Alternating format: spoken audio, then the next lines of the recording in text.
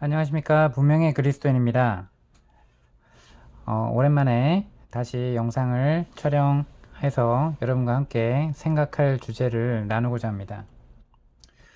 오늘 생각해 볼 주제는 목사는 어디에서 왔는가 라는 주제입니다. 여러분, 굉장히 중요합니다. 오늘날 개신교에서 가나안 교회라고 가나안 성도, 나는 가나안 교회다 뭐라고 얘기를 하는 게 좀 비꼬아서 이야기를 하는 거지만, 나는 교회를 안 나가, 그걸 거꾸로 해서 가나안이라고 해서, 나는 교회를 다니진 않지만 예수님을 따르고자 하고 믿고자 하는 그러한 사람들을 일컫는 그러한 용어가 돼버렸는데요. 많은 이유 중에, 교회를 안 나가게 된 많은 이유 중에 성직자라고 일컫는 그 목사들의 그러한 부적절한 행동들, 그리고 자기가 말씀을 지켜야 된다라고 외치는 그 설교자가 말씀대로 사는 모습은 전혀 없고, 어떤 종교적인 껍데기 같은 그러한 이중생활, 이런 것들이 너무 많이 실망을 시켰기 때문에 교회를 열심히 기존에 다녔지만 어쩔 수 없이 그냥 예배 버티기라는 식의 용어가 생길 정도로 그냥 가서 졸더라도 예배당에 가서 말씀을 들어야 된다라고 고집하는, 나라도 없으면 교회가 무너진다라고 생각하며 어리석은 생각으로 그 기존 시스템 안에 있는 사람이 있는 반면, 그걸 과감히 나는 이런 그 시기라면 나는 기독교에서 믿지 않겠다, 더 이상 하나님을 믿지 않겠다라고 돌아서는 그러한 사람도 있고, 아니면 그 대안이 무엇인가 열심히 찾는 그러한 사람도 있다고 생각됩니다. 여러분, 저 역시 조직화되고 시스템화되고 그러한 교회라고 일컫는 그 종교 조직 가운데 아주 열심히 했던 사람으로서, 또 신학대학원을 또 다니게 되면서 왜 그러한 현상들이 났는지 정말 깊이 알게 되었습니다. 그래서 신학교를 다니면서 더 구체적으로 종교화되는 목회자들이 많이 생겨났지만, 저는 그 실체를 명확하게 확인해서 이건 아니다 라고, 그 조직 안에 들어가는 것이 아니라 오히려 그러한 교회에 대해서 상처를 받았다고 하는 분들이 오로지 하나님을 온전히 믿을 수 있도록 인도하는 그러한 통로로 사용되고자 기도하면서 여러분에게 이러한 주제를 나누고 있습니다. 여러분, 만일 오늘날의 목사님들이 초대교회에 없었다면 그들은 도대체 그 직위는 어디에서 왔단 말입니까? 여러분 생각해 보셨나요? 그들이 어떻게 기독교 신앙 안에서 그런 월등한 위치를 차지하게 되었는지, 여러분 어디서 유래가 되었는지 살펴봐야 됩니다. 우리가 인류가 타락했죠.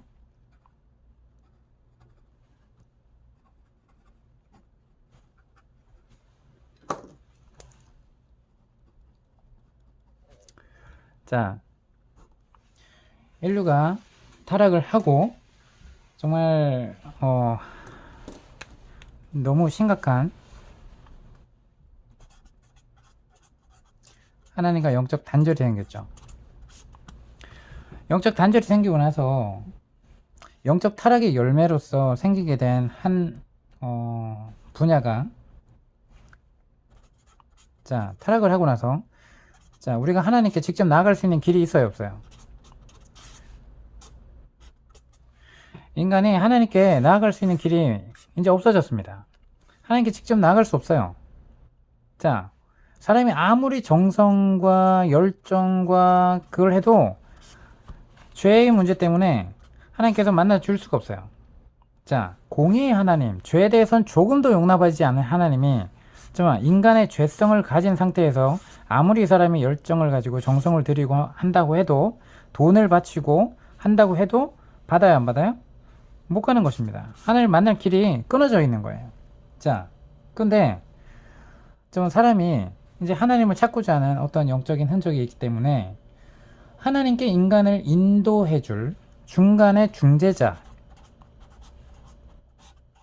눈에 보이는 지도자를 갖고 싶어하는, 어떤 초월적인 어떤 하나님인 건지 아닌지는 모르겠지만 정말 어떤 하나님이라고 하는 영적인 신비한 존재가 있고 초월적인 영적인 존재가 있다면, 정말 그 하나님이라는 어떤 신한테 인간이 어떻게 나아갈 수 있겠습니까?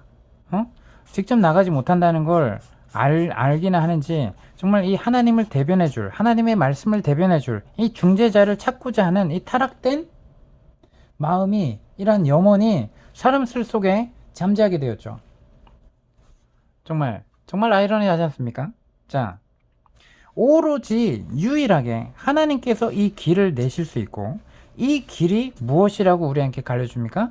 이 길은 하나님만이 이 대안을 낼 수 있는데, 사람과 만날 수 있는 길은 사람의 육신으로 예수 그리스도께서 오셔서 우리의 모든 죄를 짊어지시고, 자신의 육체 가운데 짊어지시고, 자신이 십자가에서 모든 죄를 짊어지시고 죽으시는 것입니다.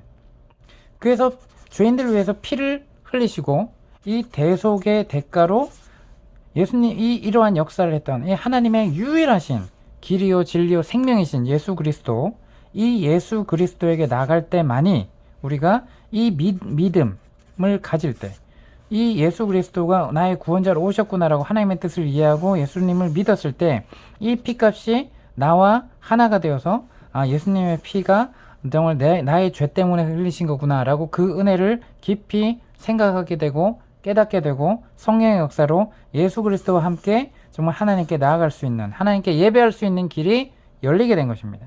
자, 근데 이런 것을 분명하게 알지 못하면 어떻게 돼요? 타락된 인간은 뭘 찾고자 해요?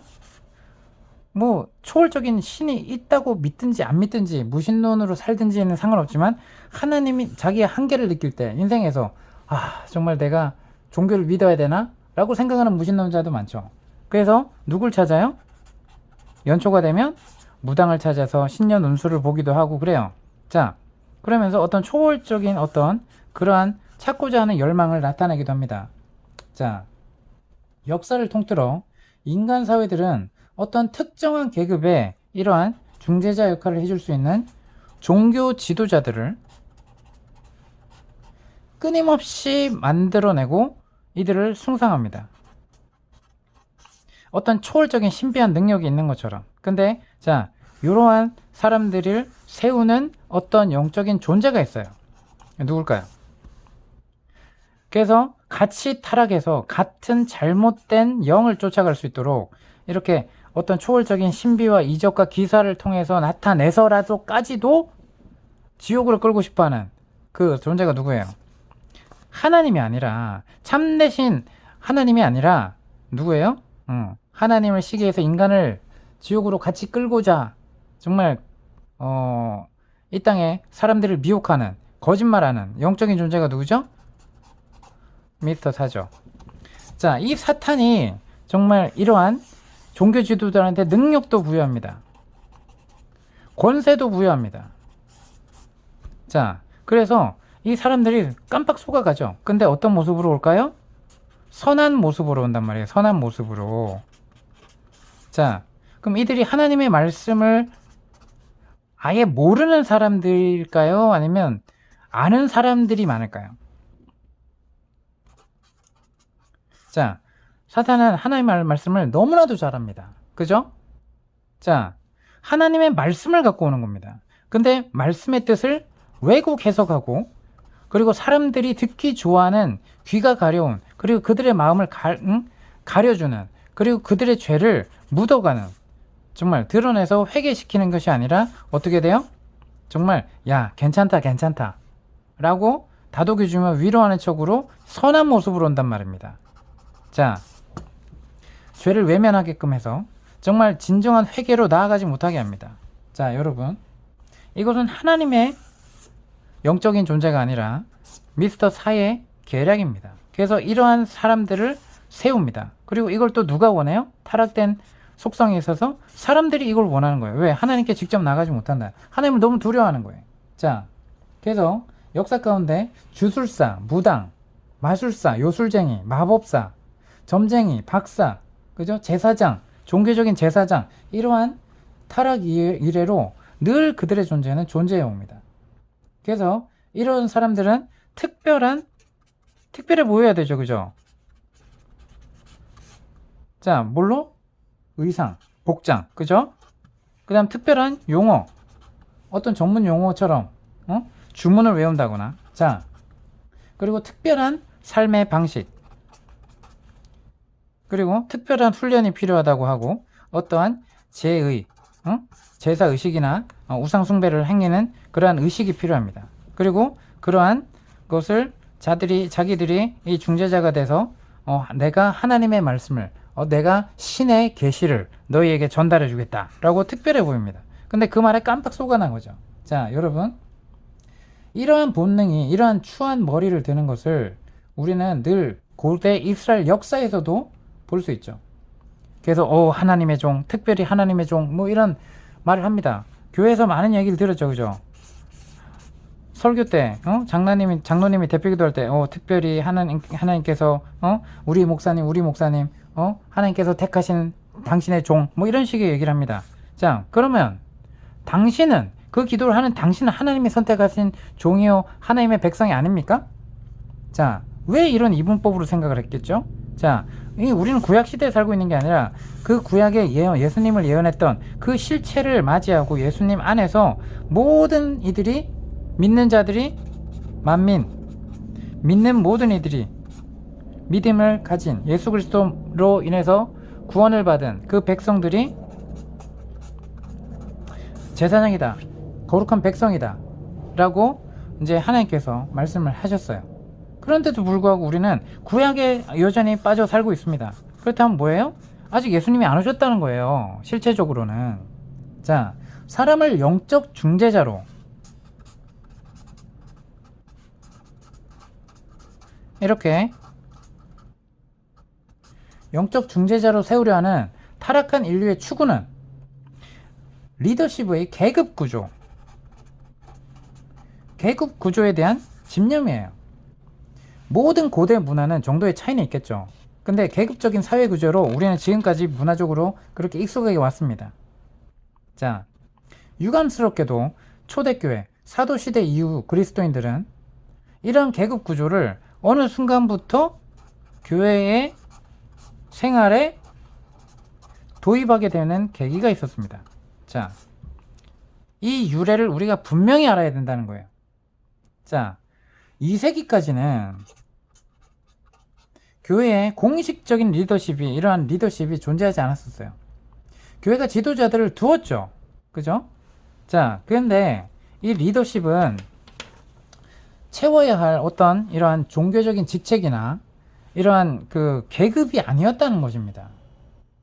지위가 아닌, 사회적인 지위가 아닌, 전체적으로 안 믿는 사람한테도 공식적으로 불리는 그러한 자리가 아닌 비공식적인 교회 안에서 교회 지체들을 섬기고자 그 일을 도맡아 했던, 정말, 그런데 그 은사를 받은 그 사람들이 은사가 나타남으로써 그 사람들을 세워서 더욱더 봉사하고 섬기도록 한 거예요.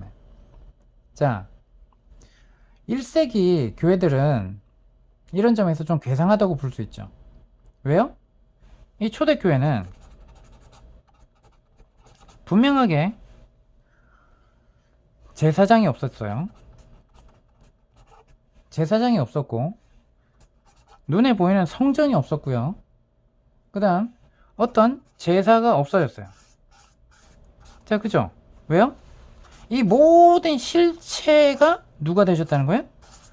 히브리서에 의하면 예수 그리스도께서, 더 나은 제사장. 그죠? 그리고 예수님 자신이 내가 성전을, 너희가 이 보이는 성전, 67년 동안 했던 그 헤롯 성전을 무너뜨려라 라고 했죠. 근데 내가 3일 만에 세우리라. 이게 뭐예요? 그 제자들이 나중에 알게 되죠. 그죠? 어떻게 돼? 자신의 몸을 가리키라. 예수님이 성전이 되셨어요, 이제. 자, 그럼 그 구약에 보이는 성전은 뭐였어요? 예수님이 오기까지의 예표였다는 것입니다. 예표. 그림자. 실체를 가리키는 그림자. 자, 그래서, 그리고 예수님이 오기까지만 제사 의식이 필요했던 것입니다. 그래서 예수의 피로 이 완전한 대속을 했기 때문에 이제는 이렇게 죄를 질 때마다 제사 드리는, 양을 잡고 소를 잡고 피를 흘리는 이런 제사가 없어진 것입니다. 아시겠나요? 자, 그렇다면 우리가 예수님을 온전한 제사장이라고 하고 예수님 안에서 우리 모든 믿는 자들이 우리가 만민 정말 제사장이다 라고 이야기를 하면서 정말 또다시 이러한 잘못된 종교 노름에 빠진다면 우리는 뭐가 되는 거예요? 잘못된 것이죠. 자, 그래서 그리스도인들은 그들 자신을 그리스도의 직접적인 머리 대심 아래에 두었다는 것입니다. 모든 그리스도인들이. 그래서 지도자들은 유기적이고 직위라는 것이 없었어요. 그들은 직위나 직책이 아닌 섬김과 영적 성숙에 의해서 인정이 됐고 그걸 안수 형태로 나타냈던 것입니다. 그리고 각 어떤 권위가 있는 사람이 그 사람을 세우는 형식으로 안수를 한 것이 아니죠. 교회 지체들이 다 모여서 그걸 인정하고 그들 모두가 그 인정을 하는 안수를 해주었습니다.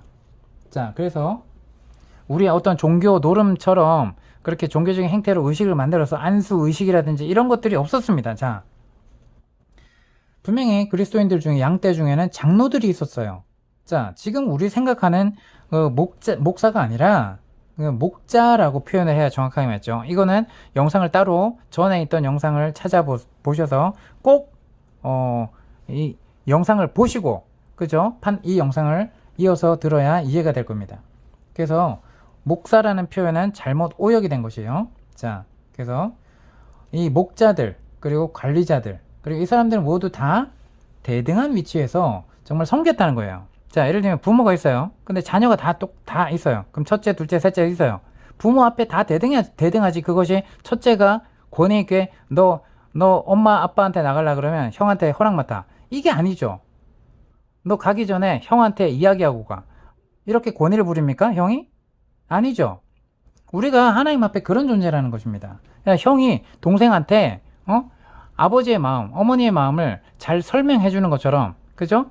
동생이 철없는 짓을 하면 형이 야, 그렇게 하면 아빠 엄마가 우리의 그런 모습을 보고 마음이 불편하시고 속상해 하셔. 우리가 그러면 안 되잖아 라고 동생을 옳은 길로 인도해 주는 것처럼 먼저 된 그리스도인들이 미성숙한 그리고 초신자들에게 그러한 것들을 아버지의 마음을 잘 가르쳐야지 종교 노름을 가르치선 절대 안 된다는 것이에요.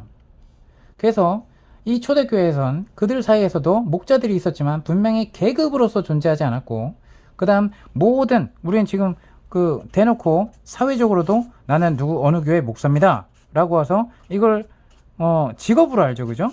절대 그리스도인들은 직업이 아니었다는 것입니다. 이때 목자라도. 아시겠나요?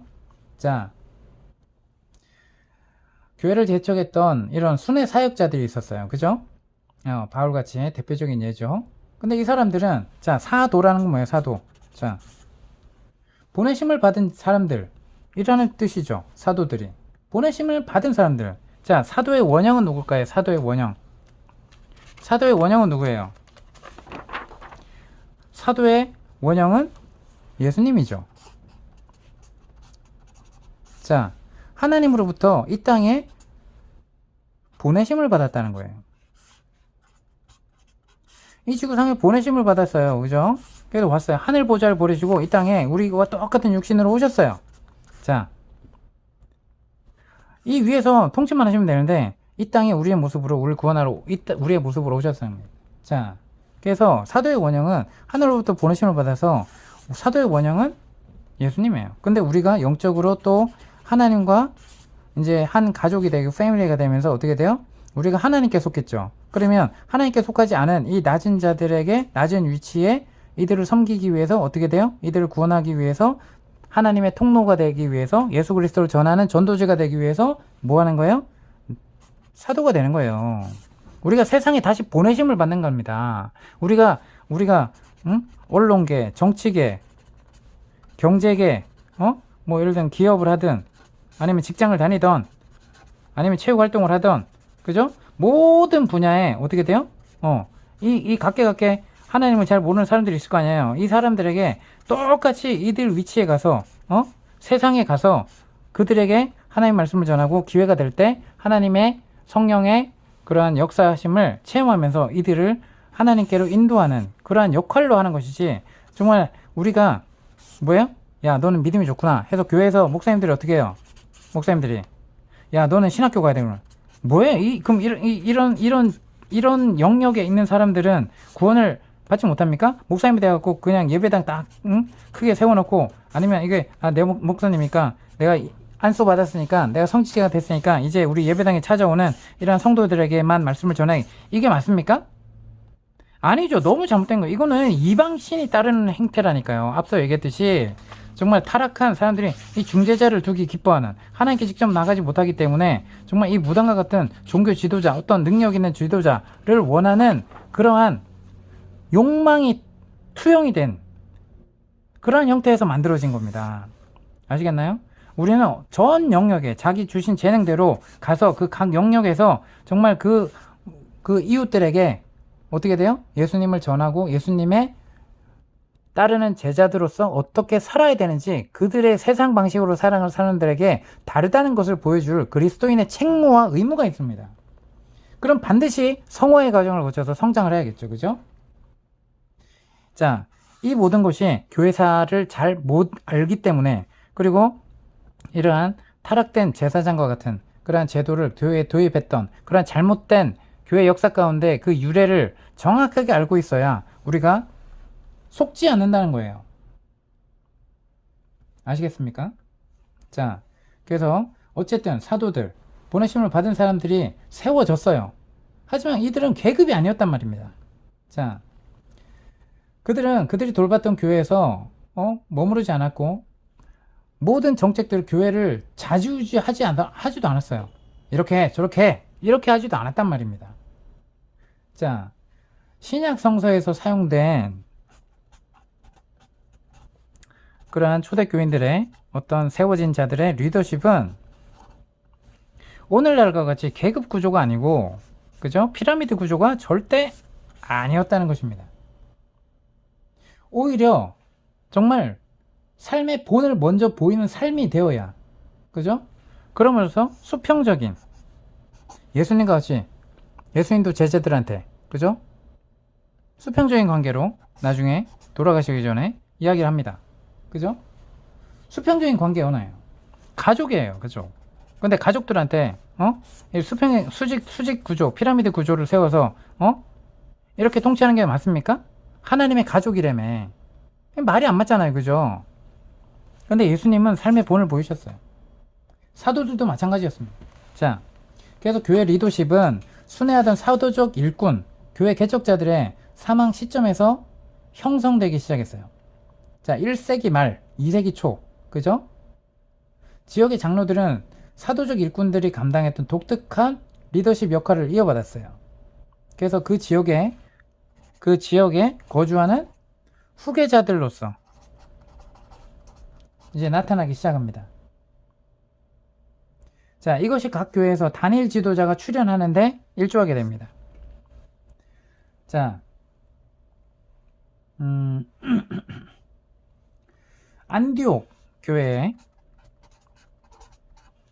우리가 교회에서 보면 나오는 인물이 한번 들어봤던 사람이 있을 거예요. 이그나티우스라는 인물이 있어요. 자, 이 안디옥의 이그나티우스가 이렇게 표류하게 된 것에 일조했던 그 사람이에요. 이는 교회 안에서 단일 지도자를 지향하는 비탈길의 내리막으로 첫 발을 내디딘 교회 역사상 최초의 인물이었어요. 우리는 이제 이에게서 현대 목사와 교회 계급 구조의 기원을 찾게 됩니다. 자, 이그나티우스가 어떻게 했냐? 각 교회의 장로 중에서 장로들이 있을 거 아니에요, 그죠? 예, 교회 공동체, 여기 지역에 교회 공동체, 여기 지역에 여기 공동체, 이 장로들이 있을 거 아니에요, 그죠? 한 명이 통치하지 않았어요.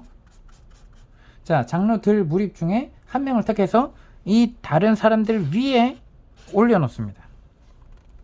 그렇게 높여진 장로는 뭐라고 불러요? 감독이라 부릅니다. 자, 그래서 우리가 감독 하죠, 그죠? 자, 장로들 그룹에 속했던 모든 책임이 감독에 의해서 수행하게 합니다. 자, 이걸 했던 사람이 누구라고요? 사도들이 다 죽고 이제 후계자가 지역에 세워지면서 그들 중에 가장 이 역할을 했던 사람이 뭐라고요? 안디옥 교회 이그나티우스였어요. 자, 107년에 이 이그나티우스가 순교하고자 로마로 향하던 중에 여러 개의 시리즈 같은 편지를 썼습니다. 그 편지 7개 중에 6개는 뭔가 똑같은 느낌을 들게 합니다. 자, 이거는 뭐라고 썼냐? 감독, 이렇게 세워진 감독 직책의 권위와 중요성을 일컫는 편지였어요. 자, 뭐라고 합니까? 이그나티우스가 여기 편지에 보면 감독은 최종적인 권위를 갖고 있대요. 최종적인 권위. 그리고 이에게 절대적으로 복종해야 한다. 이렇게 가고 있습니다. 자, 이의 편지 중에 내용을 한번 이렇게 인용을 해보면, 그러므로 우리는 감독을 주님으로 여겨야 마땅합니다. 여러분은 모두 예수 그리스도께서 아버지를 따르듯 감독을 따라야 합니다. 감독이 가는 곳엔 어디든지 사람들도 거기에 있어야 합니다. 예수님께서 그곳에 계시듯이 감독이 없이 침례 세례를 주거나 주의 만찬을 거행하는 것은 정당하지 않습니다. 그러나 그가 승인하는 것은 무엇이든지 또한 하나님을 기쁘시게 할 것입니다. 하나님과 감독을 인정하는 것이 좋습니다. 감독을 존중하는 사람은 하나님께서 존중해 주실 것입니다. 감독이 없이는 아무것도 하지 마십시오. 그러므로 주님께서 아버지 없이, 그리고 아버지와 연합하심이 없이 자신에 의해서나 사도들에 의해서나 아무것도 하지 아니하셨듯이 여러분도 감독과 장로들 없이 아무것도 해서는 안 됩니다. 여러분은 감독을 하나님의 분신으로 여겨야 합니다. 라고 이그나티우스가 이 편지를 통해서 신신당부를 합니다. 자, 그러니까 어떻게 돼요? 근데 교회사 가운데 이런 내용은 안 가르쳐요. 이그나티우스의 사상이 초대교회와 맞지 않았다라는 거, 그리고 사도들과 예수님의 이러한 리더십과는 전혀 다른 모습이었다라는 것을 밝히지 않습니다. 자, 이렇게 되니까 이것이 어떻게 돼요? 나중에 전통이 돼버려요. 전통. 너무 무서워요. 이 전체주의가 돼버리는 것입니다. 자, 이그나티우스에게 장로들의 12사도의 자리가 있다면 감독은 하나님의 자리에 있는 것이나 매한가지였죠. 자, 주님의 만찬을 주의 만찬을 거행하거나 침례 세례를 주거나 권면을 하거나 교회 지체들을 징계하거나 결혼을 허락하거나 설교하는 것이 전부 다 누구한테 국한됐다? 누가 할 일이다? 감독한테 임무를 주어집니다. 그러니까 어떻게 돼요? 초대교회에서 그렇게 이어져 내려갔던 게 완전히 무너져 버립니다. 자, 아시겠나요? 자, 여기서부터 이제 시작이 된다는 것입니다. 여러분 분명하게 아시기 바랍니다. 그래서 이 이그나티우스 생각에는 감독이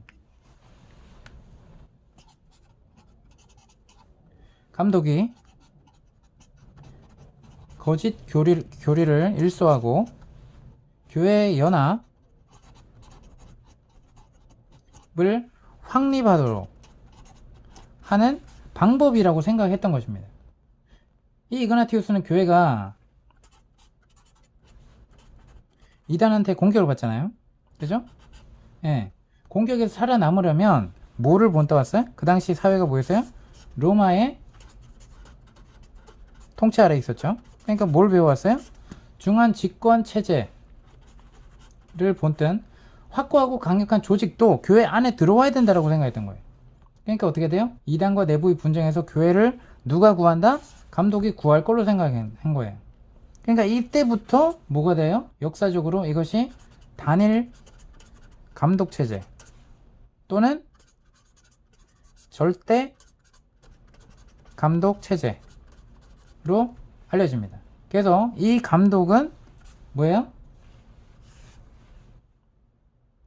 다른 장로들과 구별되어서 장로들 위에 군림하고 수직적인 그러한 권위를 가지는 그러한 위치에 있게 됩니다. 자, 이거를 교회에서 맨 처음에 한 게 된 안디옥의 이그나티우스였다. 자, 다행히도 이그나티우스 때는 요 단일 감독 체제가 다른 지역으로 퍼져나가진 않았어요.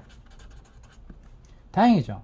근데 이 모델이 2세기 중반에 가서 대부분 교회에 확고하게 자리 잡습니다. 대부분 교회 공동체가 이걸 따라합니다. 3세기 말에서는 이것이 어떻게 돼요? 대부분 교회가 아니라 제국의 모든 지역으로 퍼져나갑니다. 이렇게 한 사람이 잘못된 거를, 그죠? 너무 많이 씨앗이 되고 열매가 맺게 됩니다. 그래서 감독은 결국 교회 재정의 담당자 겸 분배자가 되며 신앙에 대해서도 가르치고 기독교가 무엇인지에 대해 알아야 되는 책임을 진 사람이었어요. 자, 지금의 교황권과 마찬가지죠.